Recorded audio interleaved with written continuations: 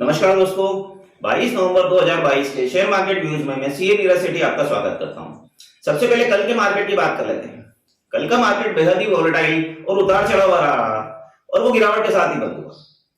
Nifty, bank Nifty और Sensex तीनों ही गिरावट देखी गई। सबसे पहले निफ्टी की बात कर लेते हैं।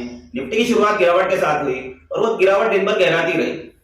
निफ्टी की रेंज की बात करें तो निफ्टी की रेंज 18,130 से 18,260 के बीच में रही और फाइनली उसने 18,160 के लेवल पर गिरावट के साथ ही क्लोज किया। बैंक निफ्टी की बात कर लेते हैं। बैंक निफ्टी की भी शुरुआत गिरावट के साथ रही, लेकिन उसमें गिरावट इतनी गहरी नहीं रही, वो हल्की गिरावट के साथ ही बंद हुआ। बैंक निफ्टी की रेंज की बात कर लें, बैंक निफ्टी की रेंज 42,200 से 42,400 के बीच में रही और फाइनली उसने 42,300 के लेवल पे क्लोज किया। एडवांस डिक्लाइन रेशियो नेगेटिव रहे, गिरने वाले शेयरों की संख्या बढ़ने वाले शेयरों की संख्या से ज्यादा थी। सेक्टर वाइज इंडेक्स की बात करें तो सारे ही सेक्टर्स में गिरावट देखने को मिली, लेकिन पीएसयू का बैंकिंग इंडेक्स उसमें तेजी देखने को मिली, वो 1% की तेजी के साथ बंद हुआ।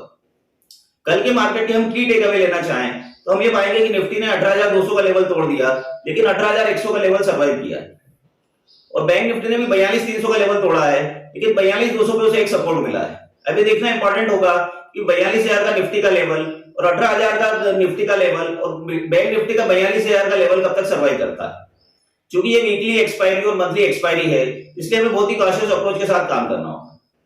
अब आज के मार्केट की बात कर लेते हैं। आज का मार्केट चूंकि अमेरिकन मार्केट से क्लोज निगेटिव है और एशियन मार्केट से क्लोज मिक्स्ड है, तो हम फ्लैट टू पॉजिटिव ओपन कर सकते हैं।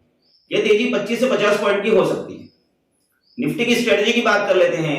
निफ्टी में हम डबल स्ट्रेटेजी अपनाएंगे, गिरावट में भी खरीदेंगे और बढ़ जाए निफ्टी तो उसे बेचेंगे भी सही। तो सबसे पहले गिरावट में खरीदे के लेवल की बात कर लेते हैं। निफ्टी किसी भी कारण से गिरकर 18,100 तक आता है तो 18,000 के स्टॉप लॉस से उसे खरीदेंगे और हमारे टारगेट होंगे 18,200 18,300 के।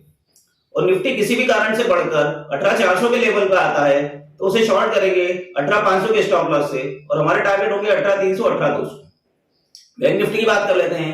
बैंक निफ्टी किसी भी कारण से गिरकर 42,000 के लेवल पर आता है तो उसे 41,800 के स्टॉप लॉस से खरीदेंगे और हमारे टारगेट होंगे 42,300 42,400 42,500।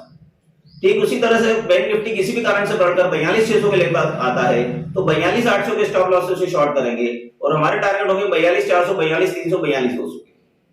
अब आज की शॉर्ट टर्म कॉल्स की बात कर लेते हैं। आज की हमारी पहली शॉर्ट टर्म कॉल है पंजाब नेशनल बैंक पीएनबी। इसका करंट मार्केट प्राइस है 47 रुपीज। इसे शॉर्ट टर्म के लिए खरीदेंगे और शॉर्ट टर्म में हमारे टारगेट होंगे 55 रुपए। हमारी दूसरी शॉर्ट टर्म कॉल भी बैंकिंग सेक्टर से है, उसका नाम है आईडीबीआई बैंक। आईडीबीआई बैंक जिसका करंट मार्केट प्राइस है 48 रुपीज। इसे शॉर्ट टर्म के लिए खरीदेंगे और शॉर्ट टर्म में हमारे टारगेट होंगे 55 से 60 रुपए के। हमारी तीसरी शॉर्ट टर्म कॉल भी बैंकिंग सेक्टर से ही है, उसका नाम है जम्मू कश्मीर बैंक जेके बैंक। जेके बैंक जिसका करंट मार्केट प्राइस है 44 रुपीज। इसे शॉर्ट टर्म के लिए खरीदेंगे और शॉर्ट टर्म में हमारे टारगेट होंगे 50 से 55 रुपीज। हमारी चौथी शॉर्ट टर्म कॉल है आईएफबी इंडस्ट्रीज। आईएफबी इंडस्ट्रीज जिसका करंट मार्केट प्राइस है 1030 रुपए। इसे शॉर्ट टर्म के लिए खरीदेंगे और शॉर्ट टर्म के लिए हमारे टारगेट होंगे 1100 रुपए।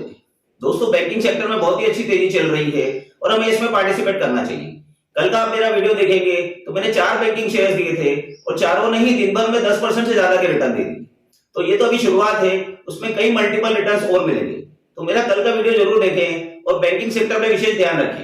तो बैंकिंग सेक्टर में विशेष ध्यान रखें क्योंकि बहुत सारे शेयर्स कई सालों से बड़े नहीं हैं, तो उनके फंडामेंटल अब मजबूत हुए हैं, तो उसमें नई प्राइस इन्वेंट हो रही है, तो इसमें कई मल्टीपल्स में रिटर्न दे सकते हैं, तो इसे बेचने की जल्दी नहीं करें। इसी तरह से मार्केट को सीखते रहेंगे, समझते रहेंगे, फिर ट्रेड करेंगे। Have a nice day.